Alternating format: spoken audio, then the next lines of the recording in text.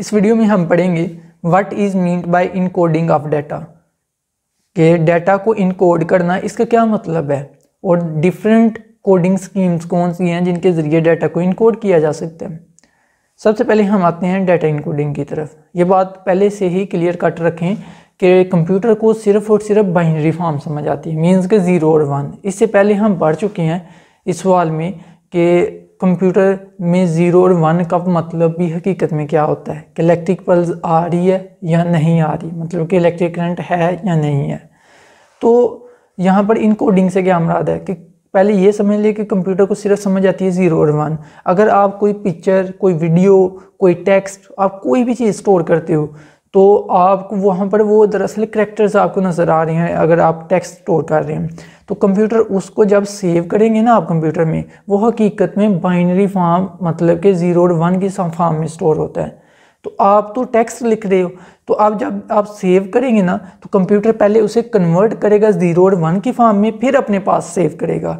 तो वही प्रोसेस जिसके ज़रिए कंप्यूटर किसी भी डाटा को कन्वर्ट करता है बाइनरी फॉर्म में, उसी को हम इनकोडिंग कहते हैं। ये इसकी डेफिनेशन लिखी हुई है, the process of converting data into binary form is known as encoding, कि वो प्रोसेस जिसके ज़रिए कंप्यूटर किसी भी डाटा को बाइनरी फॉर्म में कन्वर्ट करता है उसको हम कहते हैं इनकोडिंग। अब इनकोडिंग करने के लिए कंप्यूटर में डिफरेंट स्कीम्स यूज़ की जा सकती हैं। Data can be converted into the binary form by using different coding schemes. Computer में हम डाटा को बाइनरी फॉर्म में बदल सकते हैं डिफरेंट कोडिंग स्कीम्स को यूज़ करते हुए। डिफरेंट टाइप्स ऑफ यहाँ पर लिखी हुई हैं कोडिंग स्कीम्स। पहली लिखी हुई है BCD कोड, आगे लिखी हुई है EBCDIC कोड, तो उसके बाद लिखी हुई है जी ASCII, जिसको हम ASCII, तो इसको अक्सर ASCII प्रोनाउंस भी किया जाता है बाज़ औक़ात। तो आगे लिखी हुई है यूनिकोड, जो कि बहुत ही ज़्यादा फेमस और पॉपुलर है। तो यहाँ पर सबसे पहले आते हैं BCD क्या होता है। ये क्या है, एक डाटा इनकोडिंग स्कीम है जिसके ज़रिए हम किसी भी डाटा को बाइनरी फॉर्म में कन्वर्ट करते हैं ताकि उस डाटा को कंप्यूटर में स्टोर किया जा सके। अगर आप कोई फाइल बनाते हैं ना कंप्यूटर में, तो जब उसको सेव करते हैं तो कंप्यूटर सेव करते वक्त उसको पहले किस में बदल लेता है, बाइनरी फॉर्म में, फिर सेव करता है। तो BCD के ज़रिए आप कैसे किया जाता है, BCD stand for binary coded decimal. B का मतलब बाइनरी, C का मतलब कोडेड, D का मतलब डेसिमल। ये 4 बिट कोड है, ये सिर्फ और सिर्फ 4 बिट कोड है, मतलब कि इसमें सिर्फ 4 बिट्स होती हैं। अब ये कितने करैक्टर्स को रिप्रेजेंट कर सकेगा, जाहिर सी बात है 2 की पावर 4 करें तो क्या आंसर आता है, 2 की पावर 4 करें तो 16, मतलब कि ये टोटल 16 करैक्टर्स होते हैं BCD कोड में रिप्रेजेंट, मतलब कि वो बहुत ही कम है। तो इनको पुराने कंप्यूटर्स में इस्तेमाल किया जाता था, it was used by early computers. तो EBCDIC कोड, तो फुल फॉर्म इसकी जो है वो है extended binary coded decimal interchange code. ये 8 बिट कोड था। It normally used in the main frame computers, main frame computers में इसको अक्सर यूज़ किया जाता था। It can represent 256 characters. अगर ये कितने बिट का होता था, 8 बिट का, तो 2 की पावर 8 करें तो क्या आंसर आता है। अब इसको कैलकुलेट करें,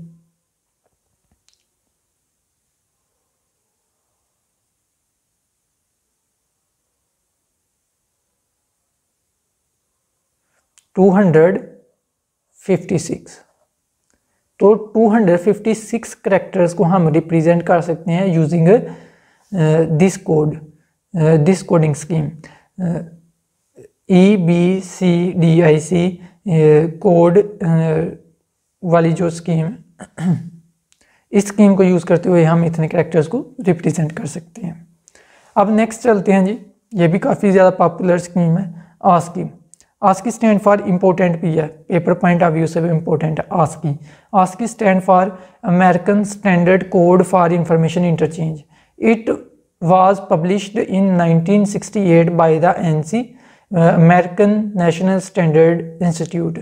ये जो कोड है इसको 1968 में NC की तरफ से पब्लिश किया गया था। तो it was the most widely used coding scheme, ये बहुत ज़्यादा इस्तेमाल होने वाली कोडिंग स्कीम है फॉर द पर्सनल कंप्यूटर्स के लिए। The 7 bit code can represent 128 characters. जाहिर सी बात है 2 की पावर 7 करेंगे तो कितना आंसर आएगा, 128 ये 8 characters. It is not enough to represent the some graphical characters displayed on the computer screen। Computer screen में कुछ करेक्टर्स आपको नज़र आते हैं, उनको डिस्प्ले करने के लिए ये काफ़ी नहीं है 128 करेक्टर्स। तो कई ग्राफिकल करेक्टर्स होते हैं, फॉर एग्जांपल आई थिंक वो हैप्पी फेस वगैरह इस तरह के कुछ बने होते हैं, स्माइली फेस बने होते हैं, उनको रिप्रेजेंट करने के लिए ये काफ़ी नहीं है 128 करेक्टर्स। सो इसको 7 बिट से हटाकर इसमें एक और बिट ऐड कर दी गई, जिससे कितनी बिट्स होगी 8 bits. And 8 bit code can represent 256 characters. Right से बाद 2 की पावर 8 हो जाएगा तो 256 करेक्टर्स आ जाएंगे। The extended 128 unique codes represent graphical symbols. जाहिर सी बात है 256 हुए हैं, तो इसमें पहले कितने थे 128, अब 128 और आ गए हैं, जिसकी वजह से वो 256 बने हैं एक बिट की वजह से। तो वो 128 जो करेक्टर्स होंगे ना, अब जो नेक्स्ट ऐड हुए हैं एक बिट की वजह से, वो ग्राफिकल सिंबल्स वगैरह को रिप्रेजेंट करेंगे। अब वो ग्राफिकल सिंबल्स डिफरेंट भी हो सकते हैं, आप इस हवाले से मज़ीद गूगल पर भी सर्च कर सकते हैं कि वो ग्राफिकल सिंबल्स कौन से हैं जो आस्की कोड में रिप्रेजेंट किए जाते हैं। तो आई गेस जो मैंने पहले आपको बताया वही होंगे, तो आप मज़ीद इसके हवाले से गूगल पर सर्च भी कर सकते हैं। नेक्स्ट देखते हैं जी क्या है हमारे पास है जी यूनिकोड, जो कि काफ़ी ज़्यादा फेमस भी है, पॉपुलर भी है, अक्सर यूज़ किया जाता है और काफ़ी ज़्यादा कैरेक्टर्स इसमें रिप्रेजेंट होते हैं।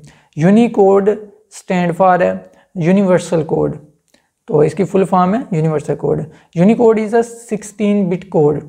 2 की पावर 16 करेंगे तो आप देख लीजिए जो आंसर आएगा वो उतने कैरेक्टर्स हम रिप्रेजेंट कर सकते हैं। तो इसे हम कितने कैरेक्टर रिप्रेजेंट कर सकते हैं यूनिकोड की मदद से?